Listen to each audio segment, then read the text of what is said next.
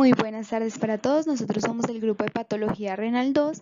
Estamos constituidos por Juliana Rugeles, por Germán Mendoza, por Catalina Estrada y por mí, Sara Victoria Arias. Bueno, la primera patología de la cual yo les voy a hablar es la necrosis tubular aguda. Esta morfológicamente puede definirse como una destrucción de las células del epitelio tubular y clínicamente va a ser un deterioro agudo de la función renal que representa también porque hay unas células granulares y células tubulares que se me van a ir hacia la orina, es decir, se va a traducir clínicamente como una reducción de la filtración glomerular. La necrosis tubular aguda es la causa más frecuente de la insuficiencia renal aguda y consiste pues en la reducción de la función renal y también en la disminución del flujo urinario, que pues nos va a presentar un paciente oligúrico que presenta una diuresis inferior a 400 mililitros por día. Aquí, las causas. Las causas son distintas circunstancias clínicas o el primer patrón entonces se da por un periodo de reducción del flujo sanguíneo que pueden ir desde un traumatismo leve hasta una pancreatitis aguda o una septicemia. Todas estas situaciones pues lo que comparten es que van a tener un periodo de flujo inadecuado en todas o en algunas regiones periféricas. En este caso pues afectaría a los riñones, acompañado pues así de una hipotensión y un shock. El patrón de lesión tubular aguda se denomina lesión tubular isquémica cuando es por un descenso o interrupción del flujo sanguíneo. Algunos ejemplos, entonces tenemos aquí poliarteritis nodosa, que es por una afectación difusa de los vasos intrarrenales. Tenemos vasculitis microscópica, hipertensión maligna, microangiopatías, procesos sistémicos asociados a trombosis, como sería el síndrome hemolítico ureico, púrpura trombótica y coagulación intravascular diseminada. Y también tenemos situaciones en las que disminuye demasiado el volumen circundante efectivo y pues sería como en el caso de un shock hipovolémico. El segundo patrón sería la lesión tubular aguda nefrotóxica. Esta por algunas sustancias tóxicas que pueden ser endógenas o exógenas. Endógenas como la mioglobina, hemoglobina, cadenas ligeras monoclonales, bilis o bilirrubina. Y exógenos, pues tenemos fármacos que podrían ser la gentamicina u otros antibióticos, contrastes radiológicos, venenos, metales pesados como el mercurio y solventes orgánicos como sería tetracloruro de carbono. Otras causas que se aprecian en esta patología pues pueden ser la combinación de ambas, ¿sí? De isquemia y de nefrotóxica, como en los casos de transfusión de sangre incompatible o en algunas crisis hemolíticas que causan hemoglobinuria, como es la causa de lesiones de musculoesqueléticas que provocan es una mioglobinuria. Es muy importante decir que aquí se caracteriza porque hay una aparición de cilindros intratubulares, sea de hemoglobina o de mioglobina. Otra causa es la nefritis tubular intersticial aguda como consecuencia de reacciones de hipersensibilidad a fármacos o una obstrucción urinaria que puede ser por tumores, hipertrofia prostática o coágulos sanguíneos. Patogenia. Entonces, en la patogenia hay varios mecanismos implicados. Uno es la lesión de la célula tubular, que especialmente está dada por isquemia y a toxinas. O puede ser por trastorno persistente del riego sanguíneo, que se caracteriza por alteraciones hemodinámicas que producen una reducción de la filtración glomerular. Les voy a explicar cada una, que es la lesión de la célula tubular.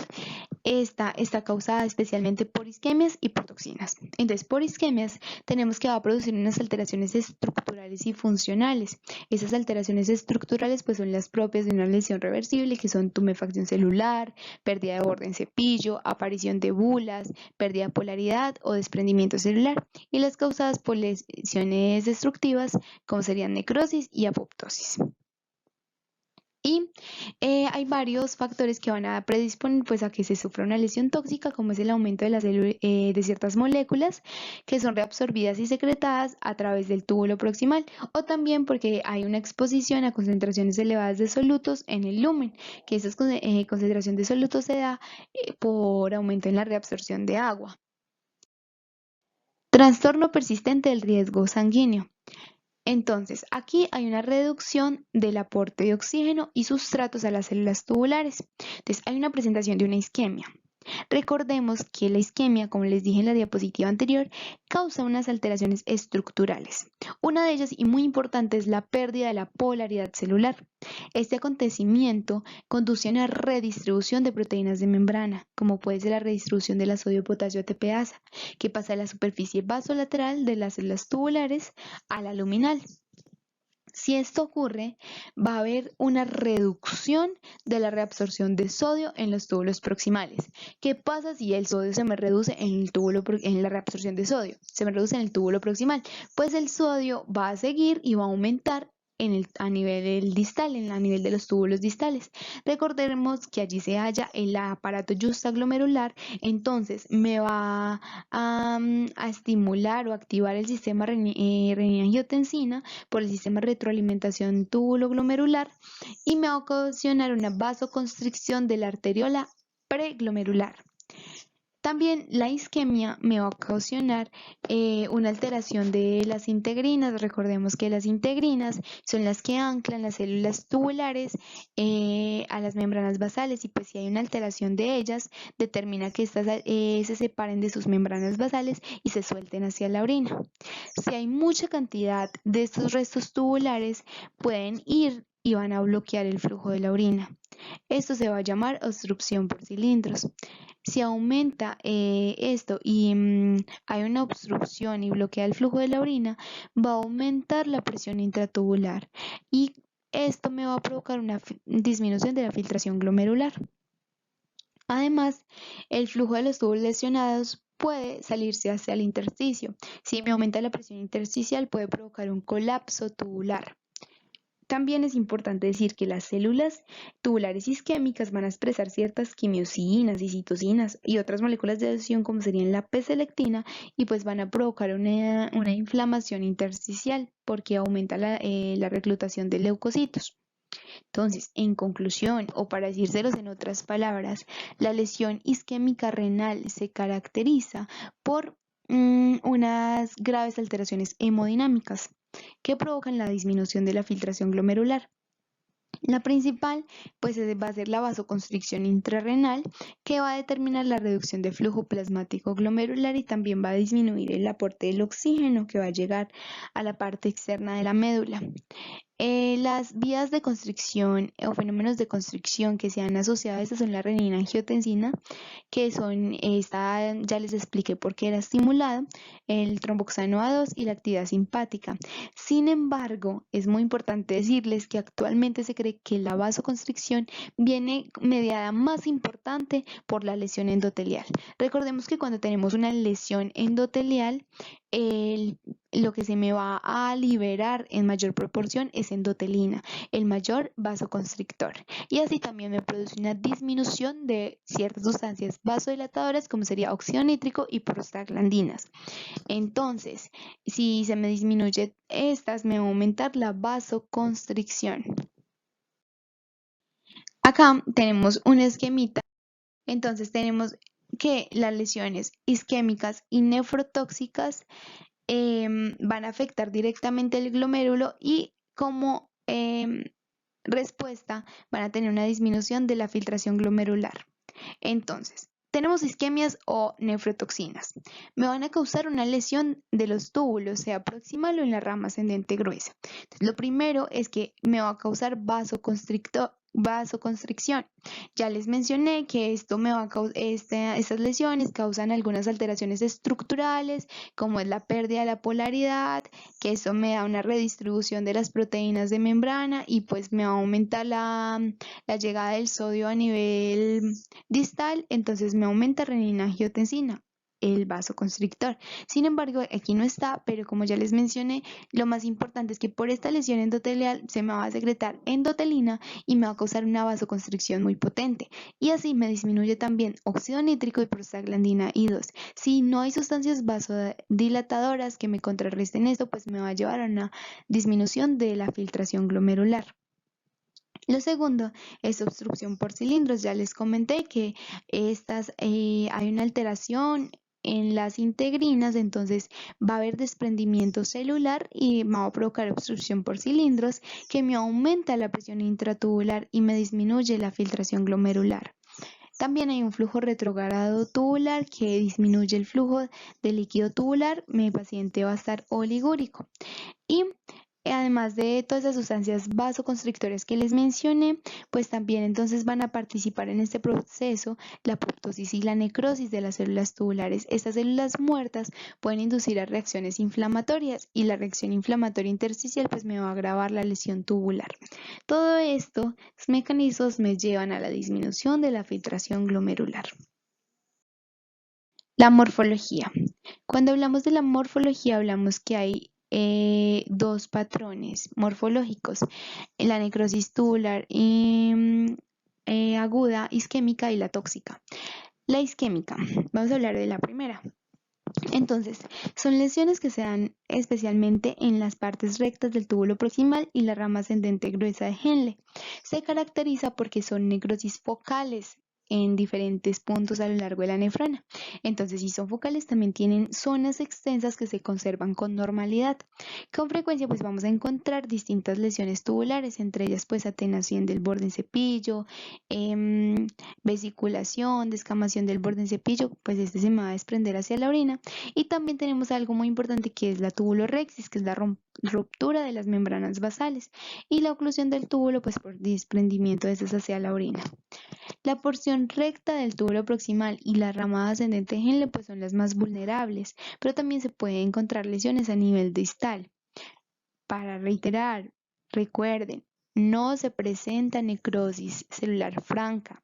Solo se va a presentar pues en grados menores, lesiones tubulares en grados menores, como son las que ya les mencioné, que es la pérdida de borde en cepillo en el túbulo proximal, tumefacción, vacuolización y desechos de las células tubulares no necróticas en la luz tubular. La gravedad de los hallazgos morfológicos no se correlaciona con la gravedad de las manifestaciones clínicas. Y también es muy importante decirles que vamos a encontrar oclusiones de los túbulos por cilindros. Estos cilindros son eosinófilos o cilindros granulosos pigmentados y se van a encontrar en los túbulos distales y en los túbulos colectores. Estos cilindros están formados por una proteína llamada TAM-Horsfall, una glucoproteína urinaria. También están formados por hemoglobina y otras proteínas plasmáticas. Cuando la lesión tubular aguda se debe a lesiones por aplastamiento, entonces además de esta hemoglobina, proteínas plasmáticas y la de TAM-Horsfall, también vamos a ver mioglobina. Otro hallazgo de la necrosis tubular aguda es la isquemia isquémica, es el edema intersticial, y este puede tener leucocitos y signos de regeneración epitelial. La necrosis tubular tóxica. Esta se manifiesta en el túbulo contorneado proximal y pues es muy inespecífica porque depende del agente causal de la intoxicación, pues va a tener ciertas características. Por ejemplo, en el cloruro de mercurio vamos a encontrar que las células pueden tener grandes inclusiones acidófilas y descaman hacia la luz con calcificación. En la intoxicación por tetracloruro de carbono tiene acumulación de lípidos neutros en las células lesionadas y esteatosis.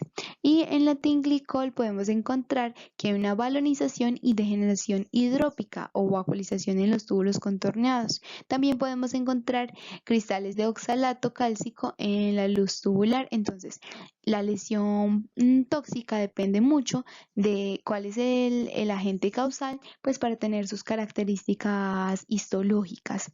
La necrosis franca resulta más llamativa en el túbulo proximal y las membranas basales tubulares suelen estar representadas. Si el paciente sobrevive la primera semana, la regeneración epitelial resulta muy evidente porque hay células de epitelio cúbico bajo y van a presentar demasiada mitosis. Aquí se me había olvidado decirles que es muy importante que dependiendo del tamaño y la duración de la lesión, pues se va a decir así qué tan grave es.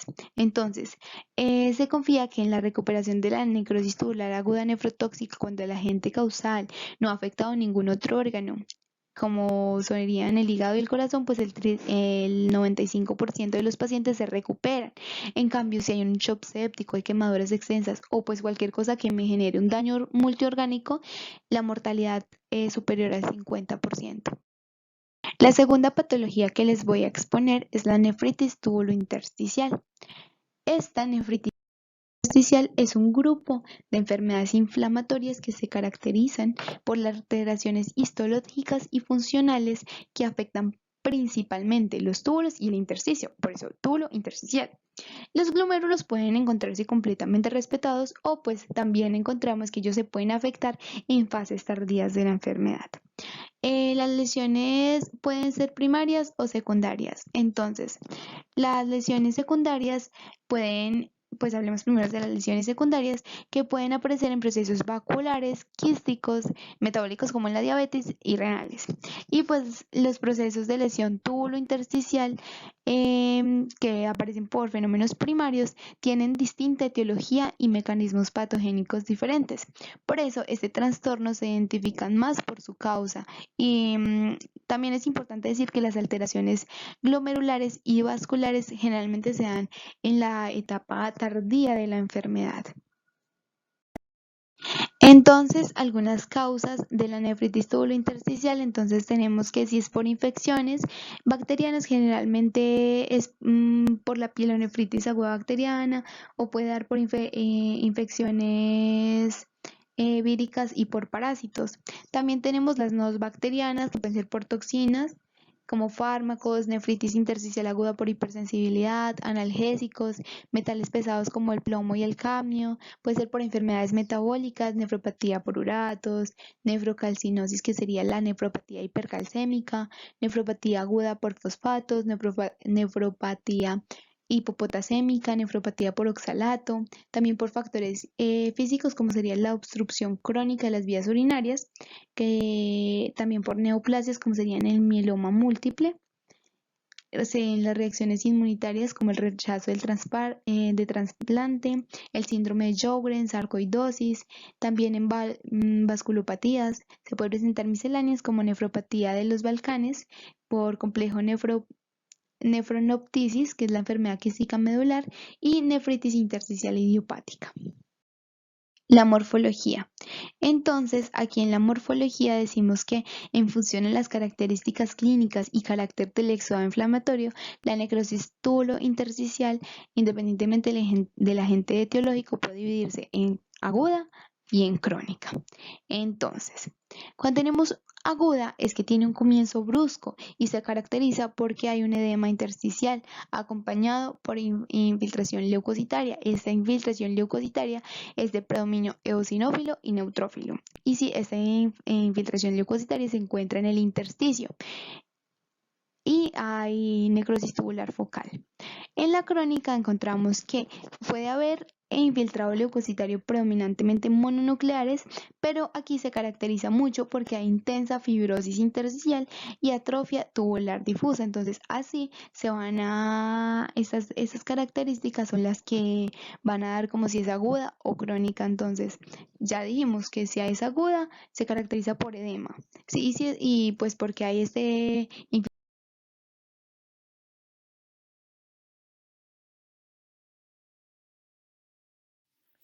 Pielonefritis y clasificación. La pielonefritis es un trastorno renal que afecta a los túbulos, el intersticio y la pelvis renal. Esta es una de las enfermedades más frecuentes del riñón y es una complicación grave de las infecciones de vías urinarias bajas. Se presenta en dos formas: la pielonefritis aguda, la cual se debe a una infección bacteriana y es la lesión renal asociada a infecciones de vías urinarias, y la pielonefritis crónica, que es un proceso un poco más complejo, donde la infección urinaria tiene un papel importante, pero hay otros factores como el reflujo vesicoureteral y la obstrucción. En la etiología vemos que el 85% de los casos se encuentran los bacilos gram negativos, que sabemos que son normales en el tubo digestivo. El microorganismo más frecuente es la Escherichia coli, está seguida por Proteus, Klebsiella y Enterobacter. También se encuentran Streptococcus fecalis, estafilococos y otros agentes bacterianos y micóticos. Y en pacientes inmunocomprometidos, virus como el poliomavirus, el citomegalovirus y el adenovirus pueden causar infección renal. Pasos en la patogenia de la infección. Hay dos vías por las cuales las bacterias pueden llegar a los riñones. La infección ascendente, que estaba desde las vías urinarias bajas, y es la causa más frecuente de pielonefritis clínica y se presenta en varios pasos. El primer paso es la colonización de la uretra y del introito en las mujeres. En esta, la colonización depende de la capacidad que tenga la bacteria para adherirse a las células epiteliales de la mucosa de la uretra por medio de adhesinas que están presentes en las fimbrias y que interactúan con los receptores en la superficie de las células. Existen algunas adhesinas, como la variedad PAP, que se asocia a la infección, y algunas clases de fimbrias favorecen a la persistencia de la infección y a una intensa respuesta inflamatoria. El segundo paso es el paso de los microorganismos de la uretra a la vejiga. Generalmente estos microorganismos consiguen entrar mediante una sonda. Por eso el sondaje a largo plazo significa un riesgo de infección. Cuando no hay sonda, las infecciones urinarias son mucho más frecuentes en las mujeres porque tienen la uretra más corta y hay ausencia de propiedades antibacterianas como las que se encuentran en el líquido prostático. También se debe a cambios hormonales y al traumatismo que sufre la uretra durante las relaciones sexuales. El tercer paso sería la presencia de una obstrucción de vías urinarias y éstasis de orina. En condiciones normales, los microorganismos que entran en la vejiga y a las vías urinarias bajas se eliminan a través de la micción, pero cuando hay una obstrucción en el tracto de salida, como por ejemplo en una hipertrofia prostática, cuando hay presencia de tumores o cálculos, o cuando hay una disfunción vesical neurógena, como en pacientes que tengan una diabetes mellitus complicada, o una lesión en la médula espinal, se da lugar a un vaciamiento incompleto. Cuando hay éstasis, las bacterias que entraron en la vejiga pueden multiplicarse libremente y colonizar. Y el último paso sería el reflujo vesicureteral.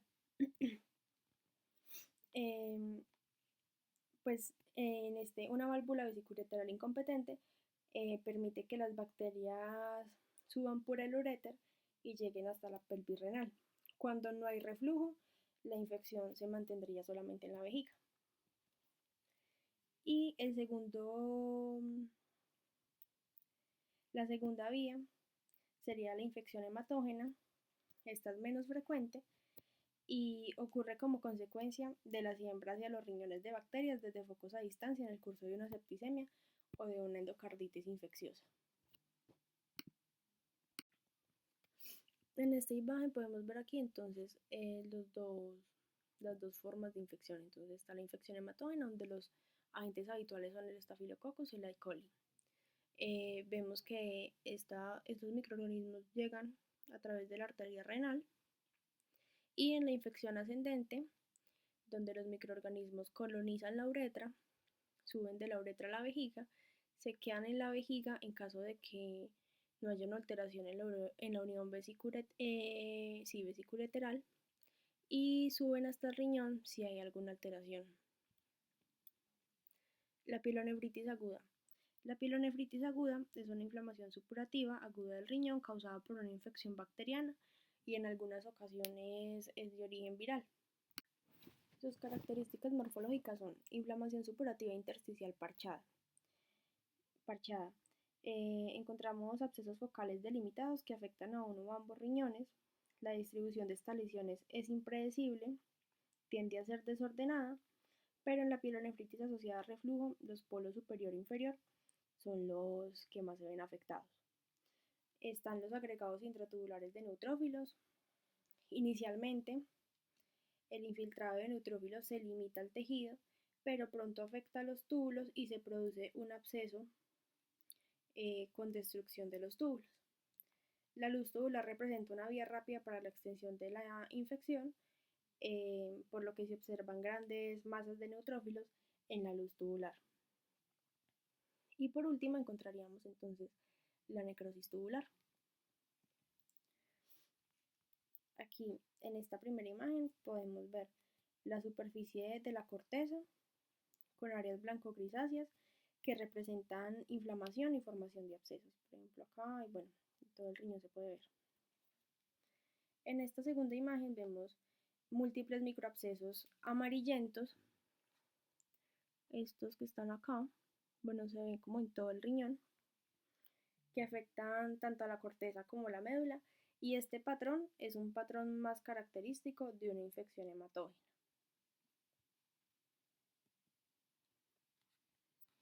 Ya en el corte histológico vemos que hay numerosas células inflamatorias, principalmente neutrófilos que ocupan los túbulos e invaden el intersticio. Aquí podemos ver em, el infiltrado neutrofílico en la luz de los túbulos.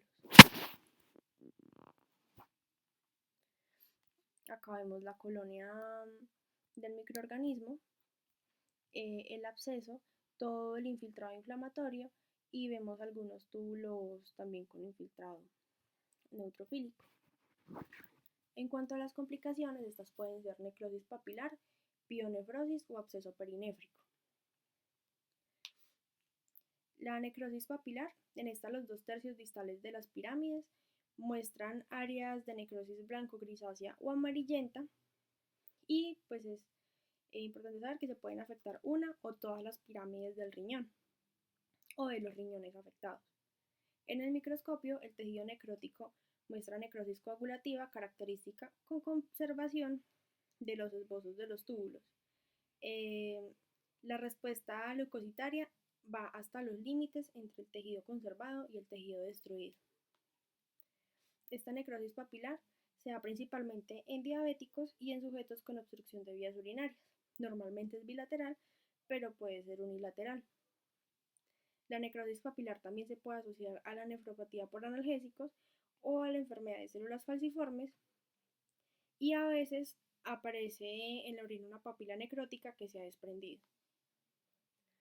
La pionefrosis ocurre cuando la obstrucción es total o casi completa. Generalmente es de vías urinarias altas, el exudado supurativo no puede drenarse y por lo tanto la pelvis renal, los cálices y el uréter se llenan de pus. Esto ocurre generalmente cuando hay unos cálculos que se llaman cálculos en astas de Zier, pues ya les voy a mostrar una imagen más adelante. Y el absceso perinéfrico es una extensión de una inflamación supurada a través de la cápsula renal al tejido perinéfrico. Entonces, acá podemos ver la necrosis papilar. Vemos que pues, las papilas están como de un color amarillento, unas completas, otras solamente en la punta de la papila. Y esta es la imagen que les comentaba, donde un cálculo ocupa casi por completo el cáliz o los cálices y adquiere una forma que da nombre al cálculo de cálculo en asta de ciervo.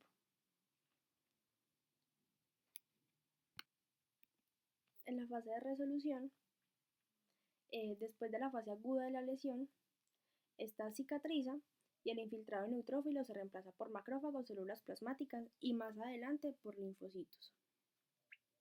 Finalmente, los focos inflamatorios son reemplazados por cicatrices irregulares que se pueden ver en la superficie de la corteza como depresiones fibrosas. Microscópicamente, estas cicatrices se caracterizan por atrofia tubular, fibrosis intersticial e infiltrado linfocitario en un patrón característico en sierra dentada parcheado, con un parénquima conservado interpuesto. La cicatriz de la pielonefritis siempre se asocia a inflamación, fibrosis y deformación del cáliz y pelvis subyacentes.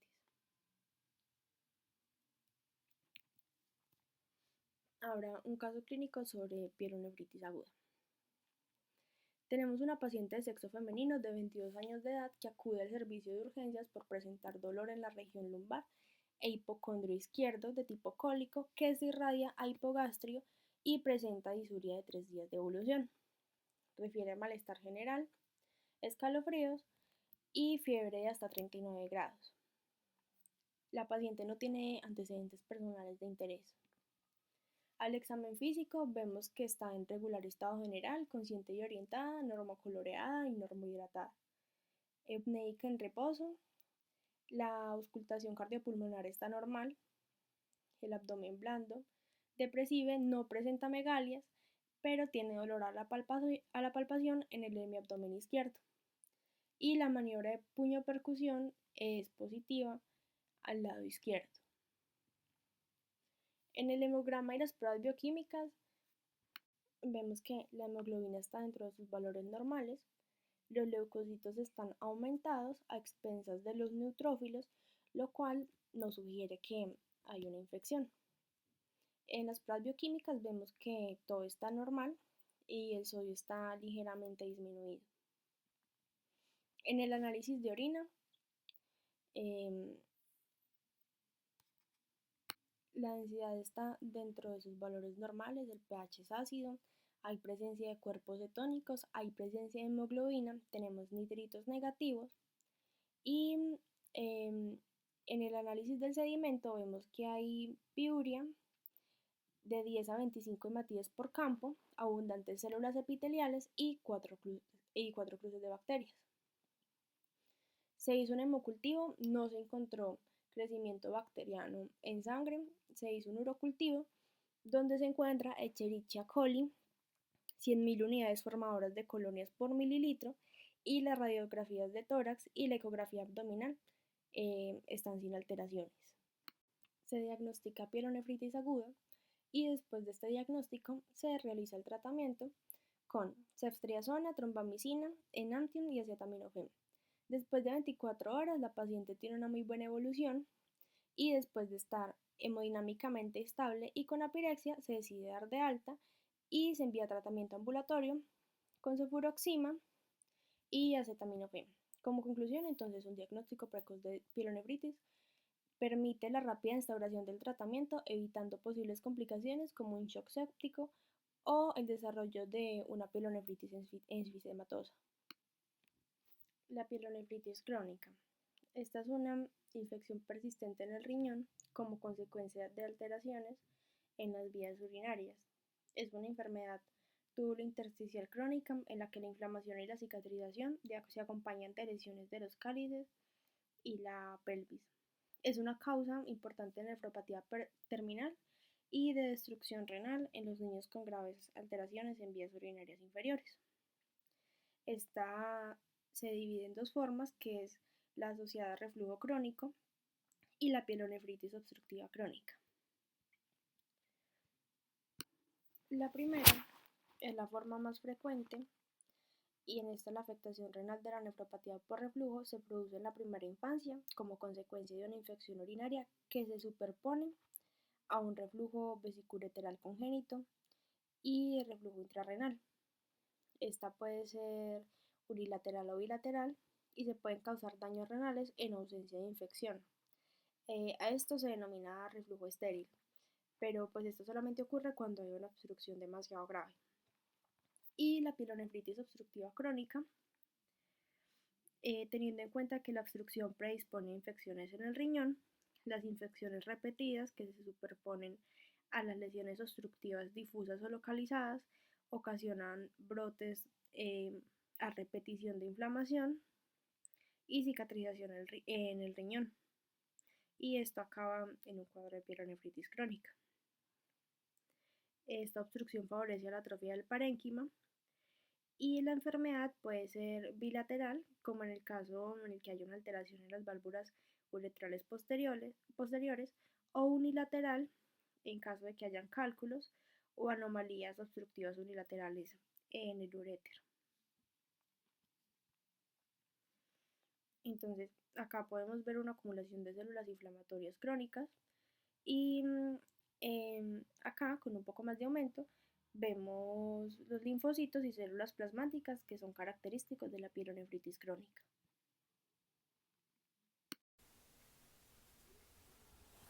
Bueno, ahora hablando de los hallazgos microscópicos de la pielonefritis crónica, tenemos que se pueden presentar pues varias cosas.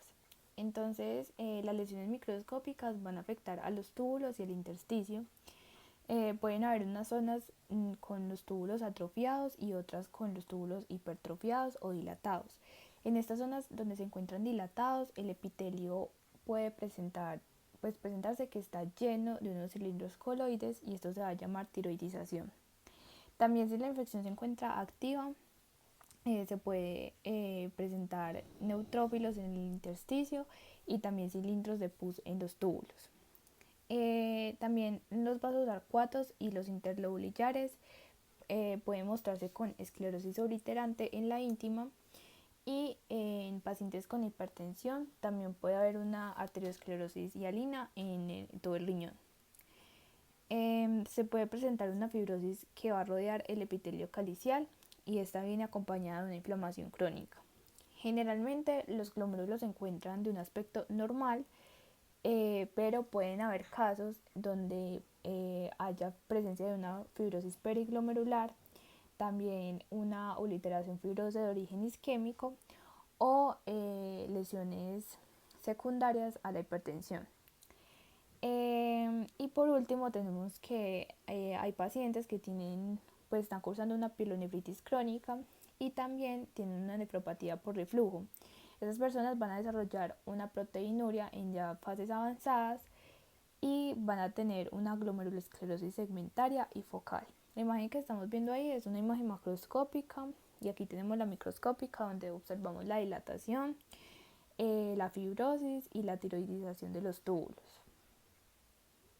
Bueno, vamos a hablar de la pielonefritis xantogranulomatosa, la cual es una forma inusual y rara de pielonefritis crónica. Esta se va a caracterizar por la acumulación de macrófagos espumosos que se encuentran entremezclados con otras células. Estas células, tales como lo son los linfocitos, células plasmáticas, polimorfos y a veces células gigantes. Estas lesiones generalmente se encuentran asociadas a infecciones por próteos y a obstrucción. Y también se van a producir unos nódulos de color amarillo anaranjado, que es importante tenerlos en cuenta porque a veces se suelen confundir con un cáncer renal. En la imagen donde se encuentra la flechita podemos ver un macrófago espumoso, igual hay varios en la imagen, y también se puede observar los infiltrados celulares. Bueno, ahora nos vamos para un caso clínico de la pielonefritis xantogranulomatosa. Este caso clínico fue extraído de un artículo de la revista española de pediatría del año 2017. Entonces el caso empieza con un varón de 5 años con antecedente de púrpura de Scholen-Henoch, sin diagnóstico de uropatía previa, que desde los 3 años presenta infecciones urinarias a repetición con cultivos positivos para Proteus mirabilis, precisando múltiples hospitalizaciones. Ingresa por un cuadro de 10 días de evolución de fiebre alta y disuria, compatible con infección del tracto urinario con cultivo positivo para Proteus mirabilis, con tratamiento intravenoso con amoxicilina y clavulánico. Se realiza una ecografía abdominal observando una ureterohidronefrosis izquierda con litiasis en el uréter proximal. Se realiza un TAC con contraste y se identifica una masa en el polo superior del riñón izquierdo y en el uréter proximal. Allí entonces se muestra un cálculo coraliforme de 17 milímetros, que es el que está produciendo la dilatación. Con sospecha de tumor de Wilms se deriva a nuestro hospital, donde se decide realizar una nueva TAC, observando que la masa del polo superior del riñón izquierdo es hipodensa y homogénea, y esta no es característica del tumor de Wilms, persistiendo la imagen de la litiasis del uréter proximal y la dilatación pelocalicial. Entonces ahí, como observamos en la imagen de la TAC, podemos ver la masa hipodensa que se encuentra en el riñón izquierdo. Y pues también la dilatación del uréter. Bueno, entonces seguimos con el caso clínico. Entonces se considera que la imagen es compatible con un proceso infeccioso favorecido por la litiasis del uréter proximal, por lo que se decide colocar un catéter J a través de la citoscopia y continuar con el tratamiento antibiótico, siendo posteriormente negativos los urocultivos de control, observando mejoría clínica. Revisando nuevamente el caso y las imágenes, se hace el diagnóstico clínico de sospecha de pielonefritis xantogranulomatosa con afectación focal y se continúa con el tratamiento antibiótico durante 3 semanas con la esperanza de la limitación y curación de la enfermedad. Posteriormente se realiza una gammagrafía renal en donde se comprueba que existe una anulación funcional del riñón izquierdo. Entonces acá podemos ver la gammagrafía y pues que no hay función del riñón izquierdo. Por lo que se decide realizar una nefrectomía izquierda a través de una lumbotomía. Macroscópicamente, el riñón presenta un aspecto lobulado, de coloración amarilla y con contenido granulomatoso en su interior que simula pus. La anatomía patológica confirma el diagnóstico de pielonefritis xantogranulomatosa. Se completa tratamiento antibiótico durante 10 días más con una buena evolución inmediata y tardía después de más de 5 años. Entonces ahí podemos ver la imagen donde tenemos el riñón lobulado con el pus. Y bueno, ya ahora vamos a hablar de la lesión renal secundaria a fármacos y de los mecanismos que se dan para producir esta lesión. Son 3 mecanismos, entonces bueno, el primero es que pueden desencadenar una reacción inmunitaria intersticial. Un ejemplo de este es la nefritis aguda por hipersensibilidad inducida por fármacos tales como la meticilina.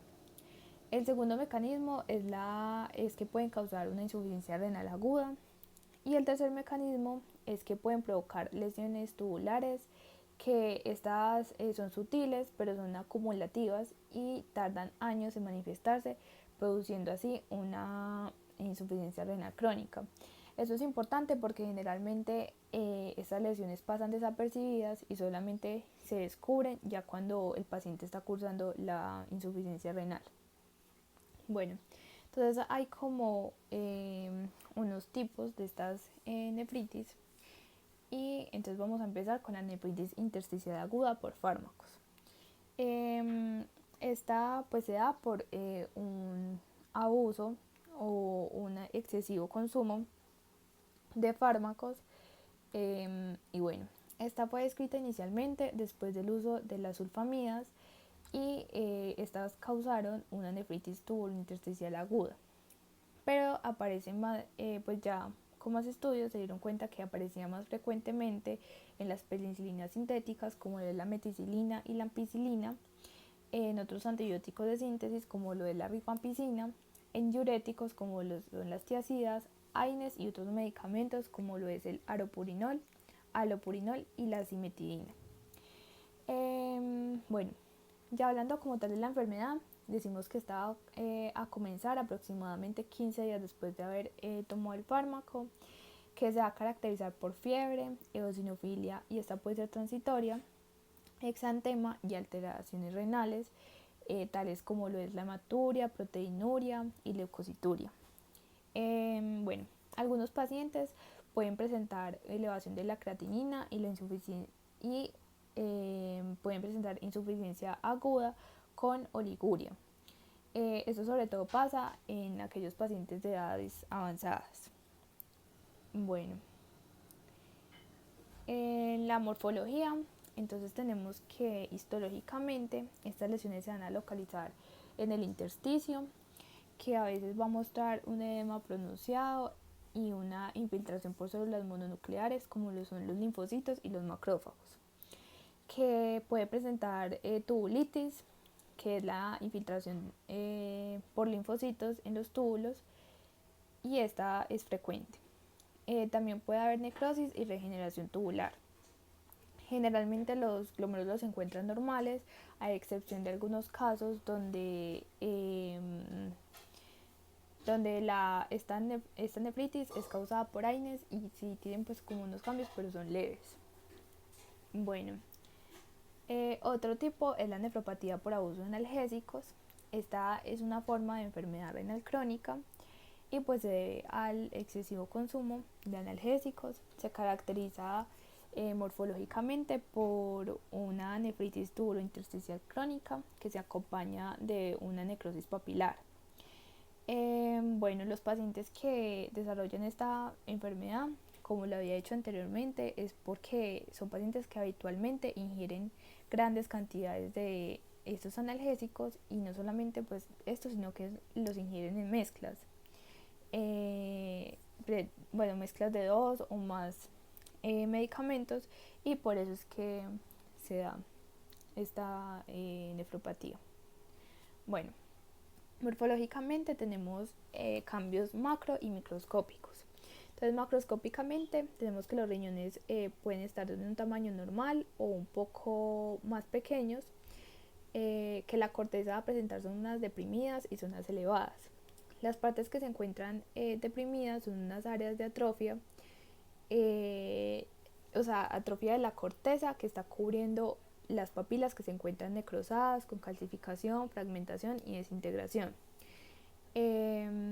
Bueno, es importante aquí aclarar que esta necrosis que se va a dar en esta nefropatía se puede dar en varios estadios, o sea, en unas partes en un estadio, otras partes en otro estadio y así. Y esto lo va a diferenciar con la necrosis papilar propia de los diabéticos, en la que todas las papilas van a presentar la misma necrosis. Bueno, microscópicamente, entonces hablando de las papilas, tenemos que en los estadios iniciales hay unos focos dispersos de necrosis, pero ya en casos ya más avanzados ya se encuentra toda la papila necrosada. Ya cuando se encuentra toda la papila con necrosis, da lugar a que se forme una masa y se pierda la estructura de lo que son los túbulos y se dan como unos focos de calcificación distrófica. Bueno, ya después de que se dio pues toda esta necrosis, se pueden desprender como unas porciones de la papila y estas van a ser excretadas por medio de la orina. Ya hablando de los cambios corticales, tenemos que estos van a consistir en la pérdida y en la atrofia de los túbulos y en fibrosis intersticial e inflamación. Esto va a ocurrir por la atrofia obstructiva que se da por consecutiva a las lesiones tubulares de la papila. Bueno, este tipo de atrofia tiene como característica que se dan unas columnas corticales de Berlín. Bueno, aquí en la imagen entonces podemos visualizar la necrosis papilar y pues como la pérdida de la estructura. Bueno, y tenemos la nefropatía por Aynes. Entonces estas lesiones por Aynes se van a asociar a 4 cosas. Entonces se van a asociar a una insuficiencia renal aguda. Esta es causada por la inhibición de la síntesis de prostaglandinas vasodilatadoras y esto ocurre principalmente en personas que ya tengan una lesión renal. Y bueno, tenemos también la nefritis intersticial aguda por hipersensibilidad, la nefritis intersticial aguda y la enfermedad con cambios mínimos. Entonces, en cuanto a la nefritis intersticial aguda, esta va a conducir a una falla renal y a la enfermedad con cambios mínimos va a conducir a un síndrome nefrótico. Bueno, en estas patologías lo que van a sugerir es una infección de hipersensibilidad que va a afectar el intersticio y a veces al glomérulo, pero también consiste en una lesión de los podocitos y esto es mediado por la liberación de citocinas. Y por último tenemos la glomerulonefritis membranosa con síndrome nefrótico. No están las diapositivas, pero cabe también mencionar que hay otro tipo de nefropatía que es dada por hierbas chinas. Estas hierbas chinas nos pueden generar un síndrome de nefritis tubulointersticial crónica y son causadas principalmente por el ácido aristolóquico. Este ácido es un suplemento que tienen algunas hierbas medicinales y nos va a causar una falla renal en el riñón. Entonces lo que causa en sí va a ser una fibrosis intersticial y un infiltrado intersticial leucocitario.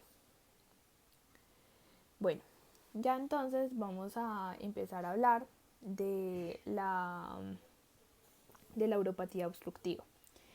Bueno, entonces la importancia de esta uropatía es su diagnóstico, debido a que esta uropatía obstructiva nos va a predisponer a infección y también a formación de cálculos, y si esta no se resuelve rápidamente nos va a conducir a una atrofia renal permanente, que es lo que llamamos la hidronefrosis. Bueno, decimos que esta uropatía puede ser de inicio brusco o insidioso, puede ser parcial o completa, unilateral o bilateral, y que puede ocurrir a cualquier nivel urinario, es decir, desde la uretra hasta la pelvis renal. y va a obedecer a más o menos unas 9 causas. Entonces, bueno, entre las que tenemos, entonces tenemos la primera, que son las anomalías congénitas, como lo son las válvulas uretrales posteriores, estenosis uretrales, estenosis del meato, obstrucción del cuello vesical y estenosis u obstrucción de la unión ureteropélvica.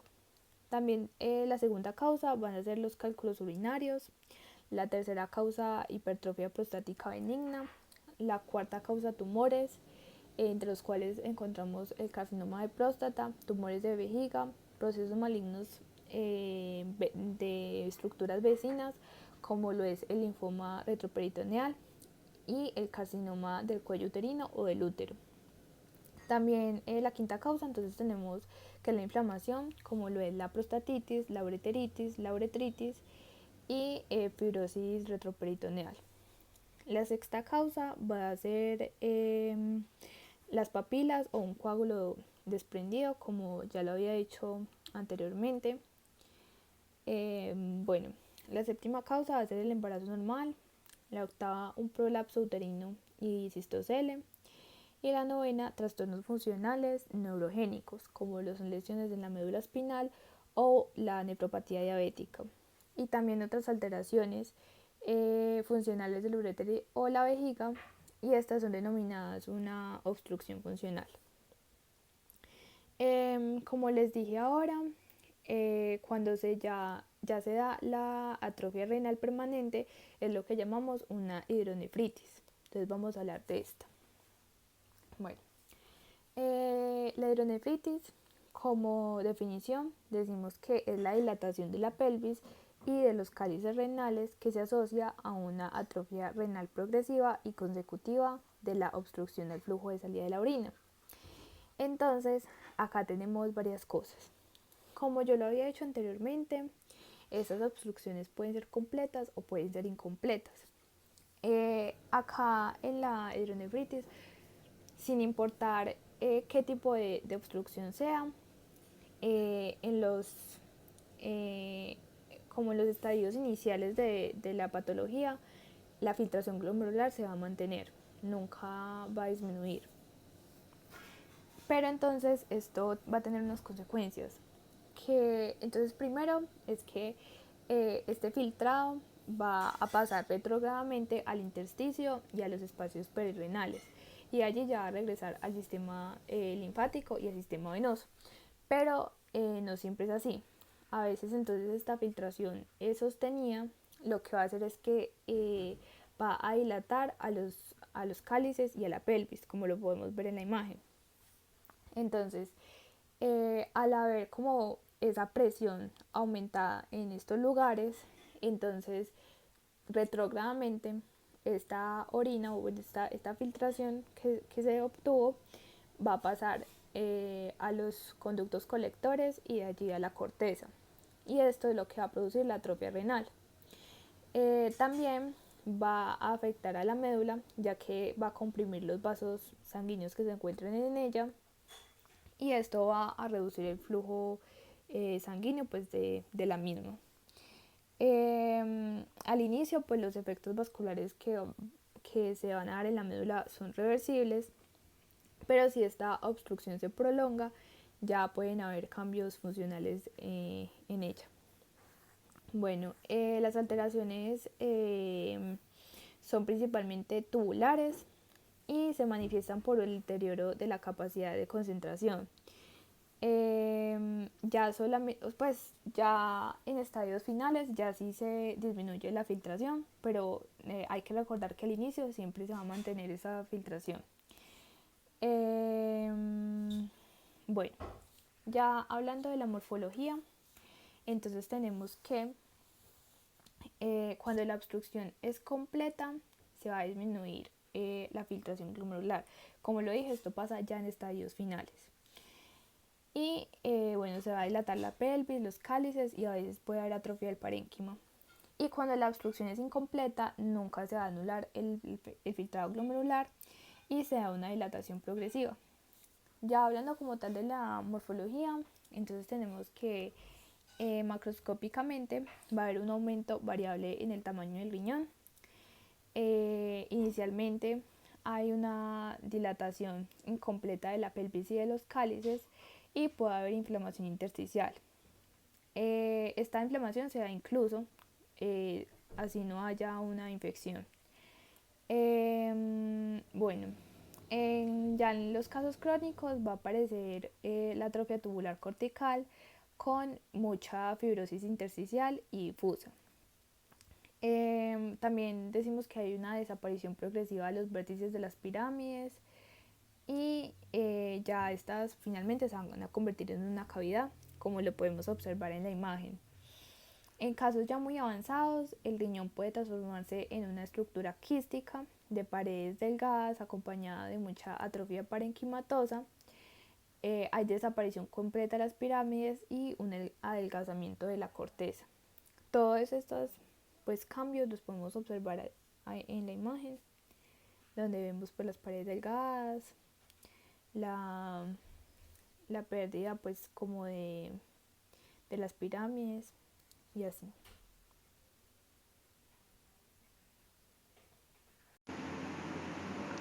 Bueno, entonces, en cuanto a las manifestaciones clínicas de la hidronefrosis, tenemos 4 apartados que van a ser la obstrucción aguda, la cual va a causar un dolor atribuido a la distensión del sistema colector o la cápsula renal, donde también los cálculos alojados en los uretes van a provocar un cólico renal y van a producir también síntomas vesicales debido al aumento del tamaño de la próstata. La hidronefrosis unilateral completa o parcial puede mantenerse silente durante mucho tiempo, ya que el riñón no afectado puede mantener una función renal adecuada en sus primeros estadios. Quizás en las primeras semanas, el alivio de la obstrucción permite la recuperación de la función normal. En esto cabe destacar que la ecografía es una técnica no invasiva útil para el diagnóstico de la uropatía obstructiva. Ya en la obstrucción bilateral parcial, en la cual la primera manifestación es la incapacidad para concentrar la orina, que se va a manifestar como poliuria y nicturia, y además podemos encontrar también otras manifestaciones clínicas relacionadas a una acidosis tubular distal adquirida, a pérdida renal de sal, a cálculos renales, a un cuadro típico de nefritis tubulointersticial crónica con cicatrización, y también la hipertensión es muy frecuente en esos pacientes. La obstrucción bilateral completa va a causar oliguria o anuria, y en esta cabe resaltar que después de resolver la obstrucción completa de las vías urinarias se produce una diuresis posobstructiva que puede ser masiva, excretando en el riñón grandes cantidades de orina, y esta orina va a ser rica en cloruro de sodio. Ya entonces, con la urolitiasis vamos a tener 4 tipos principales de los cálculos, en los que vamos a encontrar los de calcio, que representan el 70% de los cálculos. Está formado principalmente por oxalato cálcico o oxalato cálcico mezclado con fosfato cálcico. De estos cálculos de calcio, el 55% de los pacientes van a tener hipercalciuria sin hipercalcemia. Se van a presentar en pacientes con hipercalciuria sin hipercalcemia por factores como hiperabsorción del calcio en el intestino, alteración intrínseca de la reabsorción tubular del calcio en el riñón o una hipercalciuria idiopática del ayuno con función paratiroidea normal. El 20% de los cálculos de oxalato cálcico se acompañan de una mayor secreción de ácido úrico y se forman a partir de un núcleo de oxalato cálcico por acción de los cristales de ácido úrico en los conductos colectores. Otro 5% de los cálculos se asocian a hiperoxaluria hereditaria o adquirida por absorción intestinal excesiva en los pacientes con enfermedad intestinal. El otro 5% está relacionado a hipercalcemia e hipercalciuria como en el hiperparatiroidismo, en las osteopatías difusas, la sarcoidosis y otros estados de hipercalcemia. También vamos a tener otros tipos de cálculos que van a ser los triples o destruita, los cuales representan el 15% y está compuesto por fosfato amónico magnésico. Se forman después de infecciones bacterianas por bacterias como las bacterias Proteus y los estafilococos, y algunos estafilococos. Estos van a transformar la urea en amoníaco y van a alcalinizar la orina.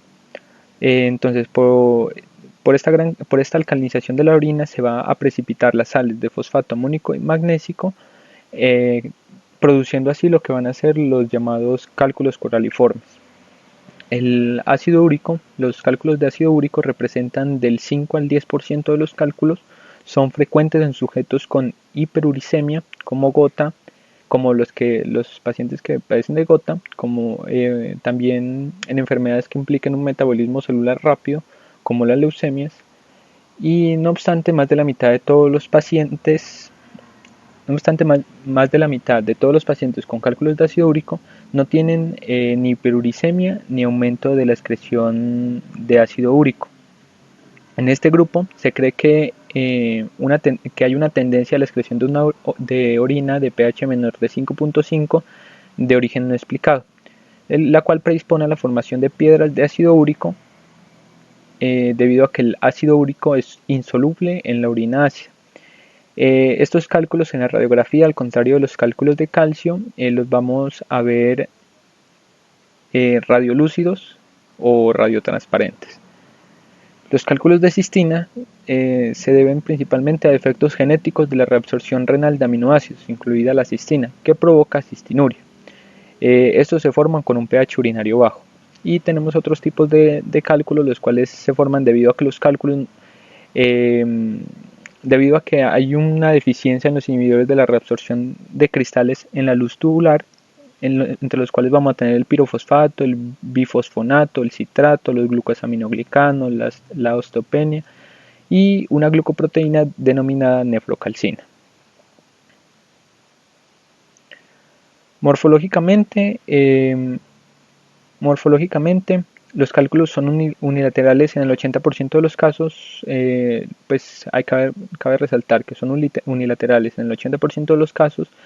Sus lugares favoritos para su formación son dentro de los cálices, la pelvis renal y en la vejiga. Y bueno, y esos cálices, si se forman en la pelvis renal, van a tener un diámetro pequeño, promedio de 2 a 3 milímetros. Puede tener un perfil liso o adoptar una forma irregular dentada con espículas.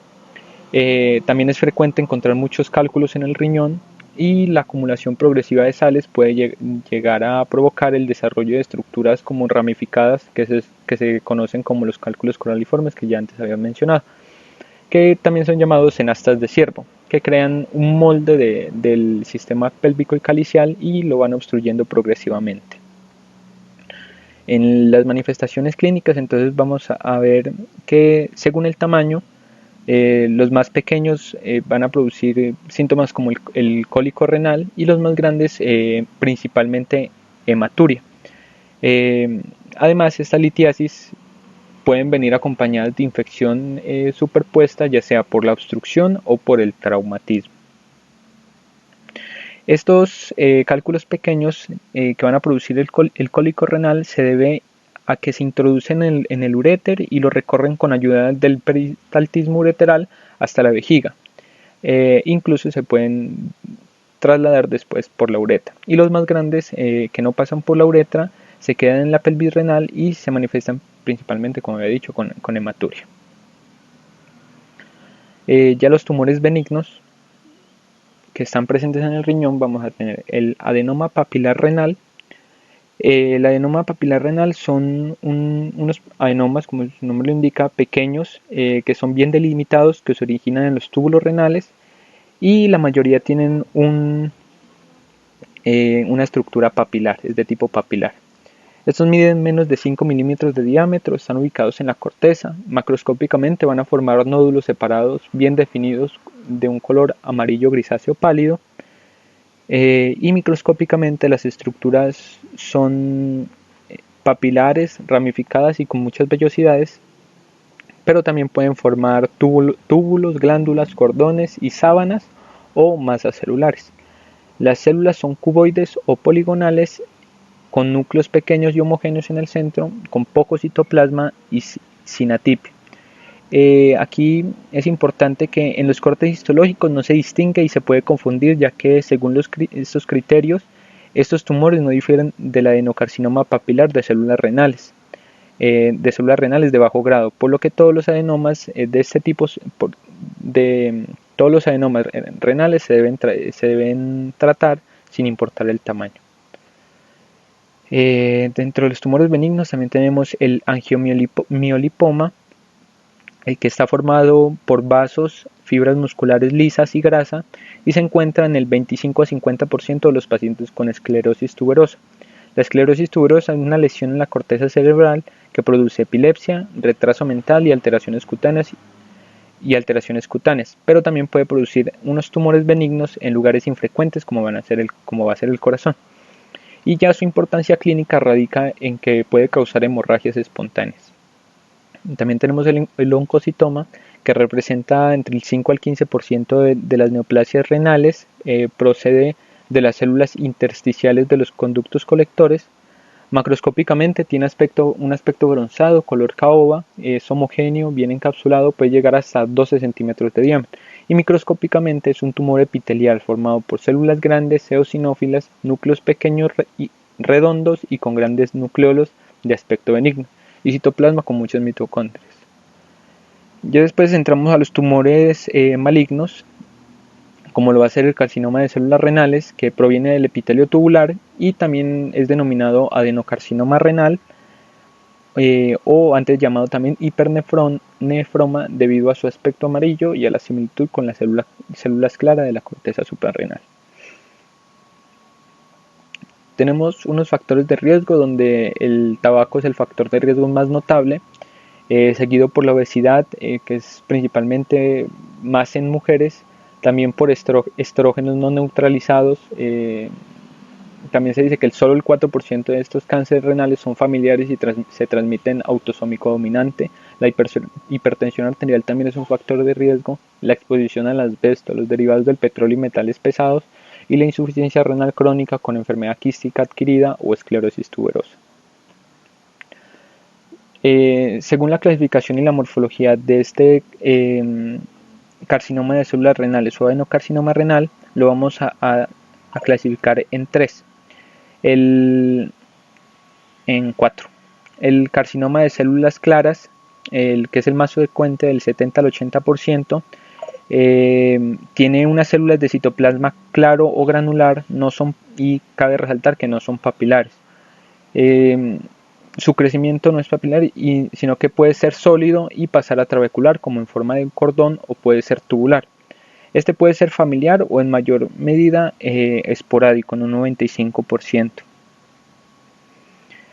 Macroscópicamente son lesiones unilaterales que forman masas esféricas con tejido amarillo grisáceo claro, brillante, amarillo por el cúmulo de lípidos y blanco grisáceo por zonas de isquemia. Y también se van a ver zonas con hemorragia que son reblandecidas, y los bordes están bien limitados por la cápsula renal, aunque a veces se pueden haber ramificaciones, una especie de ramificaciones. Microscópicamente las células son redondas o poligonales con abundante citoplasma, claro o granular.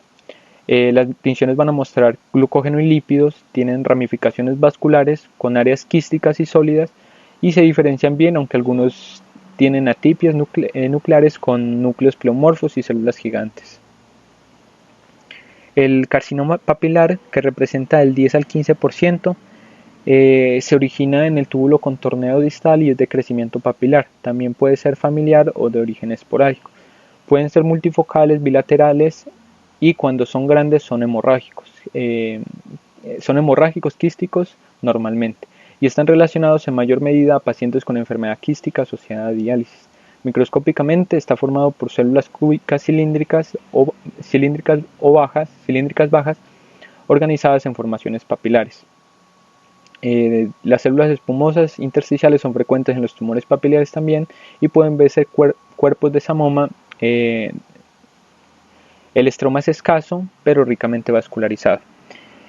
Al crecer el tumor puede protruir también los cálices y la pelvis hasta llegar al uréter. Este también puede invadir lo que va a ser la vena renal, creciendo dentro de este vaso de manera serpiginosa, y al crecer puede formar un cordón tumoral que llega al corazón por medio de la vena cava inferior. El carcinoma renal cromófobo solo constituye el 5% de los carcinomas renales. Las células tienen unas membranas prominentes, un citoplasma eosinófilo pálido con un halo perinuclear, y están organizadas en láminas sólidas, de forma que las células más grandes se concentran alrededor de los vasos sanguíneos. Al igual que el oncocitoma, crece a partir de células intercalares de los conductos colectores y es difícil de diferenciarlo, pero tiene buen pronóstico. Ya por último, el carcinoma de los conductos colectores, que solo representa el 1% o incluso menos, y se deriva de las células de los conductos colectores en la médula. Se caracteriza por nidos de células malignas inmersas en un estroma de fibrina localizado a nivel medular y tiene conductos irregulares revestidos por un epitelio atípico con un patrón en tachuela. En las manifestaciones clínicas, entonces, cabe resaltar que antes de producir los signos y síntomas tiende a hacer metástasis y los lugares más comunes van a ser los pulmones con el 55%, el hueso con el 33% y ya va a ser seguido con los ganglios linfáticos regionales, el hígado, las suprarrenales y el cerebro. Van a haber 3 hallazgos diagnósticos como característicos que van a ser el dolor costovertebral, la masa palpable y la hematuria, que es el signo más fiable, pero sin embargo puede ser microscópico e intermitente. Cuando el tumor crece de tamaño se asocia a síntomas constitucionales, constitucionales generalizados, como lo van a ser la fiebre, el malestar, la pérdida de peso y la debilidad. También causa unos síndromes paraneoplásicos que van a estar asociados a la sobreproducción hormonal del riñón afectado. Entonces puede causar policitemia, hipercalcemia, hipertensión arterial, disfunción hepática, feminización o masculinización, síndrome de Cushing, eosinofilia y las reacciones leucemoides o amiloides. Por último, los tumores de la pelvis renal, estos como los carcinomas uroteliales de la pelvis renal, que se manifiestan en poco tiempo por estar en la pelvis. Estos, cuando se fragmentan, producen hematuria apreciable. No son palpables, pero pueden obstruir el flujo urinario generando hidronefrosis y dolor en algún flanco. Algunas veces son múltiples, afectando la pelvis, uréteres y la vejiga principalmente. Histológicamente tienen focos de atipia o carcinoma in situ en el urotelio macroscópicamente normal. Puede formar desde papilomas aparentemente benignos hasta carcinomas uroteliales invasivos y las tasas de supervivencia a 5 años descritas varían del 50 al 100% en las lesiones no invasivas de bajo grado y hasta menos del 10% en los tumores infiltrantes de alto grado.